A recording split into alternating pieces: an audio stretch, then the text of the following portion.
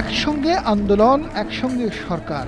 কয়েক বছর আগে শরিকদের উদ্দেশ্যে দেওয়া এমন বক্তব্য স্মরণ করিয়ে দেওয়ার চেষ্টা করছে ফ্যাসিবাদ বিরোধী আন্দোলনে থাকা বিএনপির মিত্ররা। তাদের প্রত্যাশা, যেভাবে তারা বিএনপির সঙ্গে রাজপথে আন্দোলন করেছে, একইভাবে সরকারের বিভিন্ন কর্মপরিকল্পনাও সরাসরি ভূমিকা রাখার সুযোগ পাবে। সরকারের দায়িত্ব গ্রহণের ৫ মাসের সফলতা ও ব্যর্থতা নিয়ে মিত্র শরিকদের নিয়ে বৈঠকে বসতে যাচ্ছে ক্ষমতাসীন দল বিএনপি। সোমবার সন্ধ্যায় রাষ্ট্রীয় অতিথি ভবন যমুনায় বিএনপি চেয়ারম্যান ও প্রধানমন্ত্রী তারেক রহমান বৈঠক করবেন। বৈঠকের খবরে শরিকরা স্বস্তি প্রকাশের পাশাপাশি তাদের দাবিগুলো জোরালোভাবে সামনে আনছেন। যুগপৎ আন্দোলনে প্রায় অর্ধশত দল যুক্ত থাকলেও সংসদ নির্বাচনে শরিকদের মাত্র ডজনখানেক আসন ছেড়ে দেয় বিএনপি।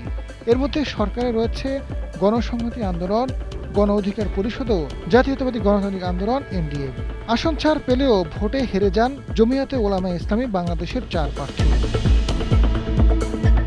শরিকদের মধ্যে নিজ প্রতীকে নির্বাচন করে বিজয়ী হন গণসংহতি আন্দোলনের জোনায়েদ সাকি, গণ অধিকার পরিষদের নুরুল হক নূর এবং বাংলাদেশ জাতীয় পার্টি বিজেপির চেয়ারম্যান আন্দালি রহমান পার্থ।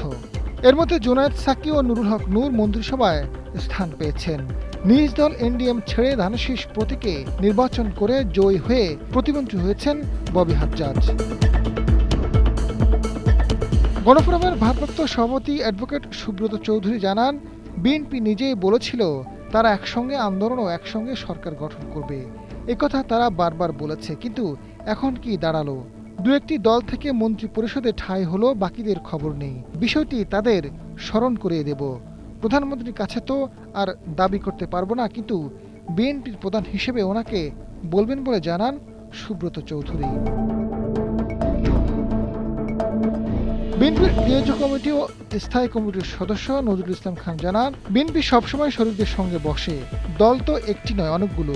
সবার সঙ্গে বসতে সময় লাগে। যুগপৎ শরিকদের সঙ্গে আলোচনা চলমান রয়েছে।